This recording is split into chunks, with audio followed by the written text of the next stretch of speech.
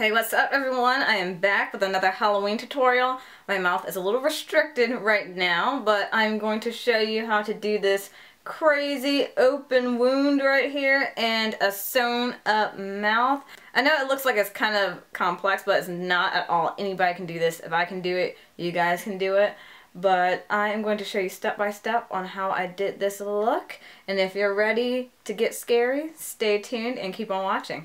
Okay, so the first thing you want to do is making sure that your lips are all one even tone. I took off all of my lipstick and I'm going to powder my lips. I'll just be using my regular foundation powder and a powder brush and just apply that right over my lips. I'm going to be using some toilet paper, and make sure you take your toilet paper and shred it a little bit. So you want to make sure you break it up into small pieces. But this is for our liquid latex and making that scar right above our cheek. I got this from the Spirit of Halloween. This is just liquid latex. I got a small bottle. And we are going to place the liquid latex with this applicator sponge that they gave you. You can also use a sponge of your own, but I highly suggest not using any of your high-end type of brushes because you want something that you don't have to worry about, am I going to ruin it or not. This liquid latex will ruin any good makeup brushes. I've learned myself years ago.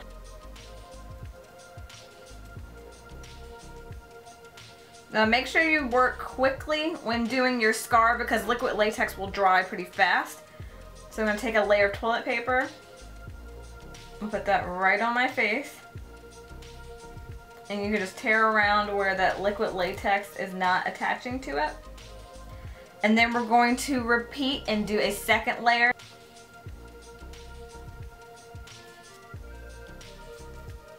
So one more layer of liquid latex.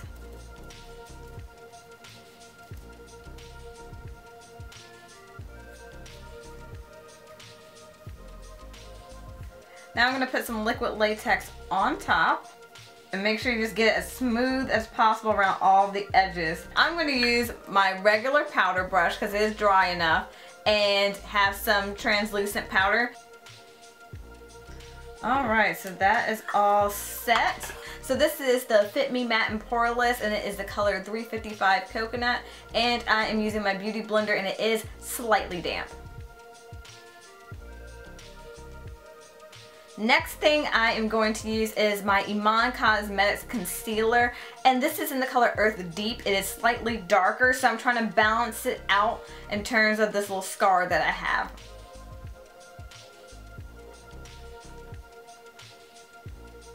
Okay, next step with the wound part. I'm going to try and safely open up the center of my wound right here. I pinched a piece off. So let's see how I can pull this open.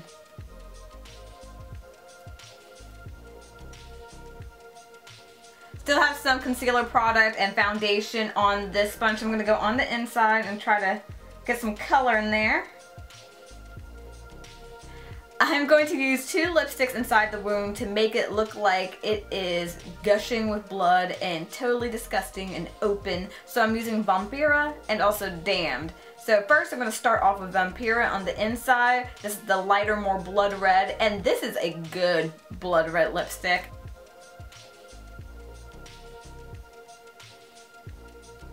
Next, time for Damned, and I'm going to put that more on the outside of my little scar right here, so it looks like more of the oxidation happened right around where the skin actually broke.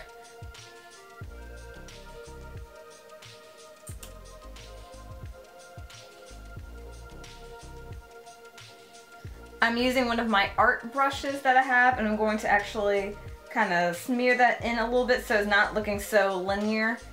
I want it to look like an actual crazy wound, so use your artistic abilities, use that flick of the wrist.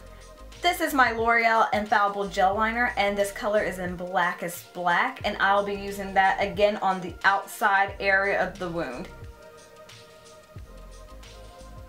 What we need to do is make our skin look like it is bruising, because technically if you do have some type of superficial wound or even a deep cut, kind of like this one, you're going to have some bruising. And for bruising on darker skin, it's going to be more purplish brown. If you have lighter skin, more in the ivory tones, pink undertones, you're going to have blue, slightly a little bit of green when it's bruising. So again, you're going to have to go by preference in terms of your skin tone just to make it as realistic as possible. I am actually going into my Sephora Color Anthology palette, and I'm going to use this deep plum color right here for the initial part of my bruising. Still in my Sephora Color Anthology palette, I'm going to be using this deep brown right here and going into where I started with the purple and going up around the temple.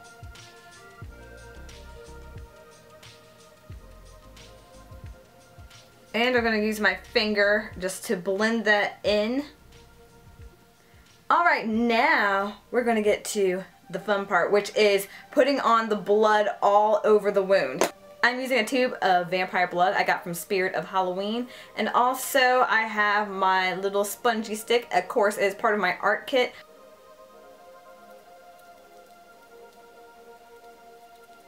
Oh snap, that looks good. Alright, so next we are going to do the sewn mouth. I suggest that you use crochet string because it's thicker and you're able to see it on camera. So you'll need about, I'm going to say 6 pieces, depending on the size of your mouth. Not trying to say y'all got a big mouth or anything, or a small mouth, but it just depends on the size of your mouth. The shorter pieces are going to be right on the sides of the mouth right here. You are going to need your liquid latex, and you're going to need a Q-tip as well, just to apply it and concentrate where your thread needs to be stuck. Right here and then right under here.